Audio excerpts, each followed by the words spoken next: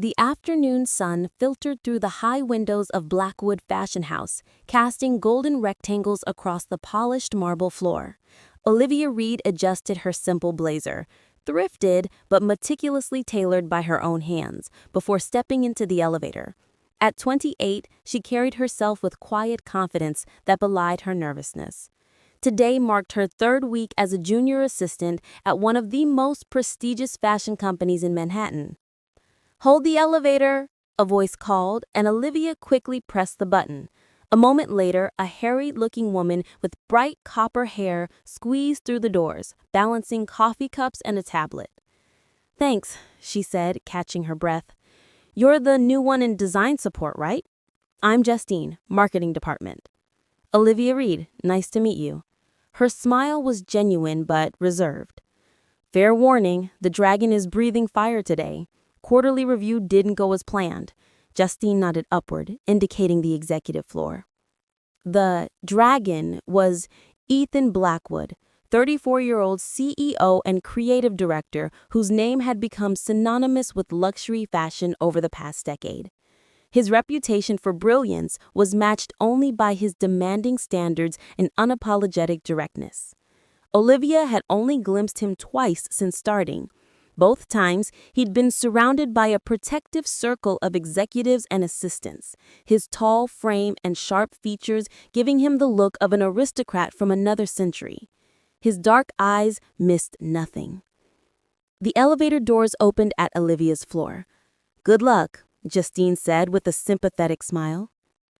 Olivia hurried to her small desk tucked away in the corner of the bustling design support office. Her workspace was neat, but already showed signs of her presence. Detailed sketches pinned carefully to her board, fabric swatches organized by color and texture. "Read," Patricia Winters approached with rapid steps.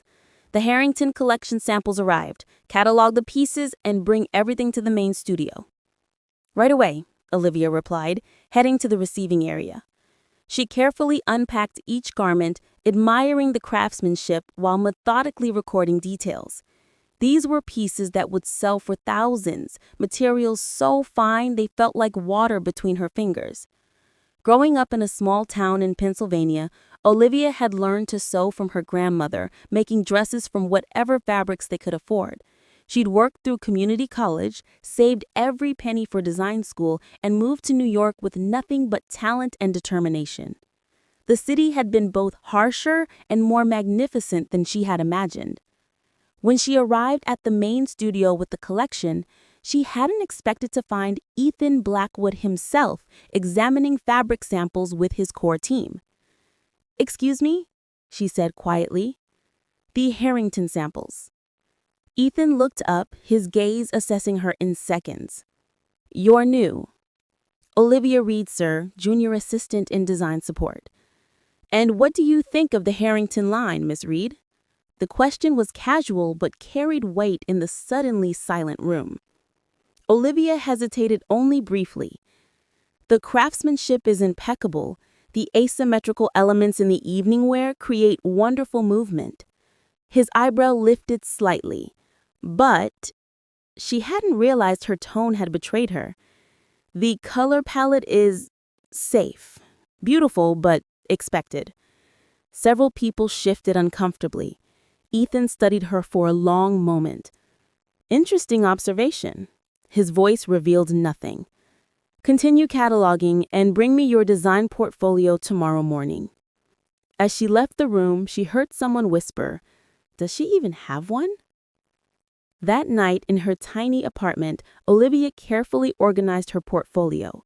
It wasn't extensive, but each piece represented her vision. Elegant simplicity with unexpected details.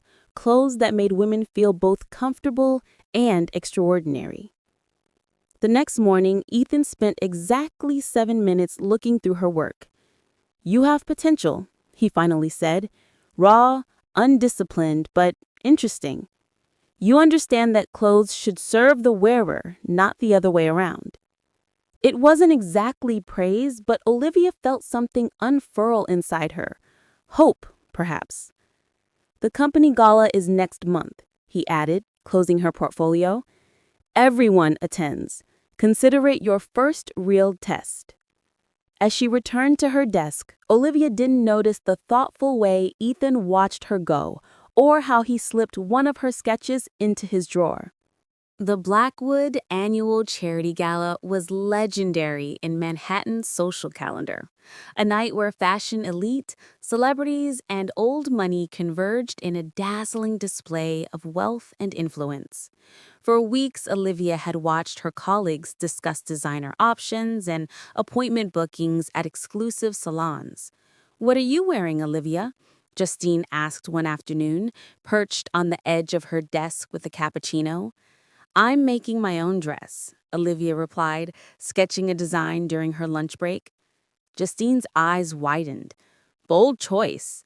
Most assistants spend 2 months' salary renting something suitable. 2 months' salary is my rent, Olivia laughed softly. Besides, this is a fashion house. Shouldn't we showcase our own creativity? For 6 nights, Olivia worked until dawn in her apartment, transforming midnight blue silk she'd found at a fabric warehouse clearance. The design was deceptively simple. Clean lines, minimal embellishments, but with structural elements that created drama when she moved. Her grandmother had always said, "Let the silhouette speak, and the woman will be heard." The night of the gala, Olivia arrived at the Waldorf Astoria, heart pounding beneath the silk. The grand ballroom sparkled with chandeliers and the shimmer of designer gowns worth more than her annual salary. She recognized celebrities whose photos lined the walls of Blackwood's marketing department, fashion critics whose words could make or break careers. And there, holding court near the champagne fountain, was Ethan Blackwood. He looked impeccable in a tailored tuxedo that accentuated his height and the breadth of his shoulders.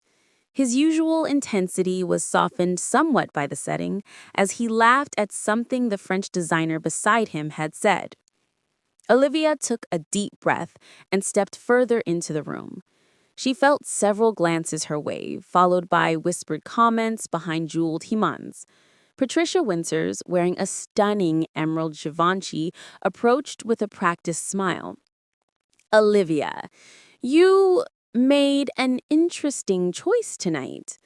"Thank you," Olivia replied, choosing to take the comment at face value. Ethan always pays attention to what the team wears to these functions. It reflects on the brand. Before Olivia could respond, a crystal laugh cut through their conversation. Vanessa Moore, socialite, influencer, and Ethan's rumored on-again, off-again love interest, approached, champagne flute in hand. "Vanessa, darling," she air-kissed both cheeks, then turned to Olivia with a careful assessment. "And you are?" "Olivia Reed, junior assistant in design." "How quaint." Vanessa smiled, her eyes flickering over Olivia's dress. "Homemade, is it? Very crafty. I didn't realize Blackwood had instituted a community outreach program." Several nearby people chuckled. Heat crawled up Olivia's neck, but she kept her expression neutral. "It's not homemade," she corrected quietly. "It's self-designed and constructed."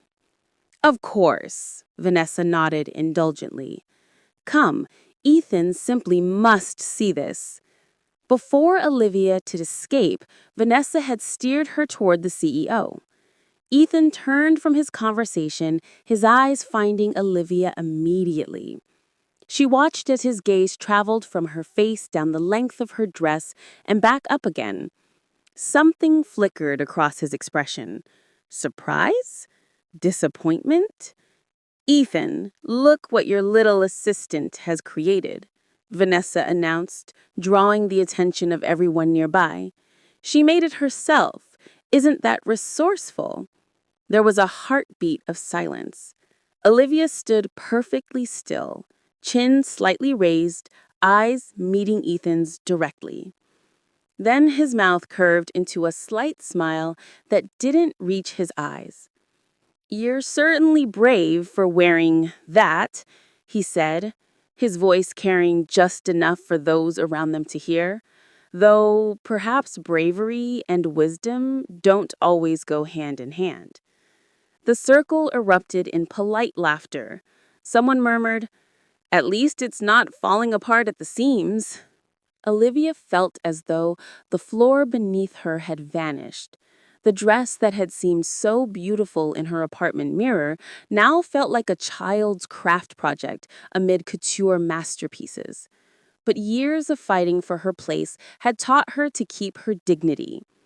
"Excuse me," she said quietly, stepping back from the circle. "I need some air." She made her way through the ballroom, past glittering guests and curious stares, maintaining her posture until she reached the lobby. Only when she was in the taxi heading home did she allow the tears to fall. Not of sadness, but of anger. Anger at their cruelty, at her own naivety, and most of all, at Ethan Blackwood's dismissal. That night, as she carefully hung the blue dress in her closet, she made a promise to herself.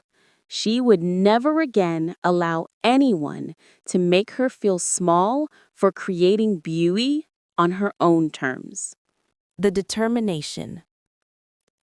Dawn found Olivia seated at her sewing machine, surrounded by sketches and fabric samples. She hadn't slept. The humiliation of the gala had transformed into fierce energy that demanded an outlet. Her fingers moved with precision across the silk charmeuse, the whisper of the material against her skin like a secret being told. She called in sick to work, something she'd never done before. One day became three as she immersed herself in creating something that embodied everything she believed about fashion. That it should liberate rather than constrain, celebrate rather than conceal, empower rather than intimidate.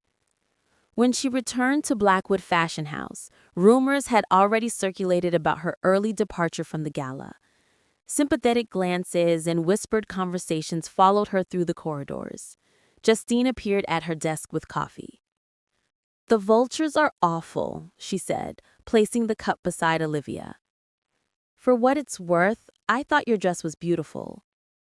"Thank you," Olivia replied, focusing on her monitor. "But it's fine, really." "Ethan's been asking about you," Justine added casually. Olivia's fingers paused over her keyboard. "What did he want?" "No idea, but he looked, I don't know, different." Later that afternoon, Olivia was summoned to Patricia's office. Her supervisor looked uncharacteristically nervous. "There's been a development," Patricia began, organizing papers that didn't need organizing. "Marceline Dubois has withdrawn from the Metropolitan Fashion Showcase next week.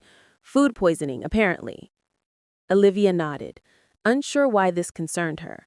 The showcase was one of the industry's most prestigious events, featuring established designers alongside carefully selected emerging talents. "We need to fill the slot," Patricia continued. "Ethan suggested you." The room seemed to tilt slightly. "Me? I don't understand." "Neither do I," Patricia admitted with surprising candor. "But he was insistent. You'll present 5 pieces. The company will provide materials and resources, but the designs must be entirely yours. You have 6 days." That evening, Ethan found Olivia in one of the small design studios, already surrounded by sketches and fabric swatches. He stood in the doorway for a moment, watching her work with complete absorption, her movements decisive and graceful. "Ms. Reed." She looked up, her expression cooling when she saw him. "Mr. Blackwood?" "Patricia informed you of the opportunity." "She did, though I'm still not clear on why you selected me." Ethan moved farther into the room, examining her preliminary sketches without asking permission. His fingers brushed over a rendering of a dress with architectural elements that somehow remained feminine and flowing. "I saw your portfolio," he said simply. "You have a perspective worth exploring." Olivia set down her pencil. "Was this before or after you publicly ridiculed my work?" A flicker of something, perhaps discomfort, crossed his face. I was incorrect in my assessment that night. You were cruel, she corrected, standing to face him, not just to me, but to the idea that beautiful things can come from ordinary places. His jaw tightened. I'm offering you a platform many designers would kill for. As a penance or as an opportunity, she challenged. Does it matter? He countered, his dark eyes holding hers. Olivia considered this for a moment. Yes, because I won't be anyone's charity project. If I do this, it's because my work deserves to be seen. Ethan studied her with new interest, as if seeing her clearly for the first time. Then prove it, he said quietly. Show everyone what you can do. For the next 6 days, Olivia barely left the building. She worked with a small team of seamstresses who watched with growing respect as her designs took form. Word spread through the company, bringing curious visitors to the studio, first other assistants, then designers, finally even senior executives. The night before the showcase, Olivia was making final adjustments when she sensed someone behind her. Ethan stood in the doorway again, his expression unreadable. You should get some rest. I will, soon. She secured a final stitch, then straightened. Why did you really choose me for this? He was quiet for a long moment. Because, in a room full of people wearing what was expected, you chose to be authentic. I misjudged that choice, but I recognized its value later. He moved to leave, then paused. Your grandmother taught you to sew, didn't she? Surprised, Olivia nodded. How did you know? You mentioned her techniques in your portfolio notes. He offered a small, genuine smile that transformed his face. She would be proud tomorrow. As he left, Olivia realized it was the first time she'd seen him look truly human. The triumph. The Metropolitan Fashion Showcase transformed the historic public library into a cathedral of style. Fashion's high priests and priestesses lined the front rows, their judgment more feared than any religious authority. Backstage, designers fussed over models and last-minute alterations while PR teams managed the controlled chaos.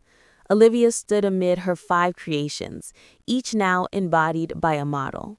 Her collection told a story of transformation, beginning with structured, protective pieces that gradually opened into flowing, liberated forms. The centerpiece was a gown she would wear herself, a reimagined version of the blue dress from the gala, now with architectural elements that created the illusion of unfurling wings when she moved. 5 minutes, Miss Reed, a coordinator announced, clipboard in hand. Through the curtain, Olivia could see the audience settling. Critics readied their tablets, photographers adjusted lenses, and industry executives leaned toward each other in quiet conversation. In the front row, the Blackwood contingent was prominently placed, and at its center sat Ethan, his expression focused and expectant. Beside him was Vanessa Moore, looking exquisite but bored. When she leaned to whisper something in Ethan's ear, he nodded without shifting his attention from the runway. The lights dimmed. Music began. Olivia had chosen a piece that began softly and built to an unexpected crescendo, much like her own journey. The first model emerged, and Olivia heard the subtle shift in the audience, the rustle of programs, the slight straightening of postures. They were paying attention. Each successive design drew more visible reactions, appreciative murmurs, raised phones capturing images, even a spontaneous burst of applause for the 4th piece, a suit that transformed from corporate armor to evening elegance with the release of hidden panels. Then came Olivia's turn. As she stepped onto the runway wearing her creation, the wing-like structures catching the light, she felt a strange calm descend. This moment wasn't about Ethan or Vanessa or anyone who had doubted her. It was about honoring her own vision. She moved with quiet confidence down the runway, the dress responding to her movement exactly as she designed it to. At the end of the runway, she paused, looking directly at the audience for the first time. Her eyes found Ethan's. He sat perfectly still, his gaze intense, jaw tight with an emotion she couldn't name. Beside him was Vanessa Moore, looking exquisite but bored. When she leaned to whisper something in Ethan's ear, he nodded without shifting his attention from the runway. As Olivia turned to walk back, the audience erupted, not with polite, obligatory applause, but with genuine enthusiasm. A fashion editor in the second row stood, others following suit. By the time Olivia had rejoined her models for the final walk, the entire audience was on their feet. Backstage became a whirlwind of congratulations and business cards pressed into her hand. Fashion journalists requested interviews, buyers asked about availability, established designers offered compliments that left her speechless. "You've become quite the sensation," a familiar voice said behind her. Ethan stood there, hands in his pockets, looking almost uncertain, an expression she'd never seen on him before. "Mr. Blackwood," she acknowledged, suddenly aware of how many eyes were watching their interaction. "Your collection was remarkable," he said simply. "You didn't just create clothes, you created a statement." "Thank you." He hesitated, then added more quietly, "I was wrong about you, Olivia. You weren't trying to impress anyone that night. You were being authentic." She studied him for a moment, sensing genuine regret beneath his composed exterior. "That's what confidence looks like, Mr. Blackwood." She echoed her own thoughts from that humiliating night. Not the price tag or the name, just the courage to stand by your vision. Before he could respond, they were interrupted by a senior editor from Vogue, eager to speak with Olivia. As she was pulled away, she caught a final glimpse of Ethan, standing alone amidst the celebration, watching her with an expression that looked almost like pride. That night, images of her collection flooded social media. The fashion world had found its newest obsession, and her name was on everyone's lips. By morning, she had 7 offers from investors wanting to back her own label. The world had shifted beneath her feet, and Olivia Reed was ready to soar.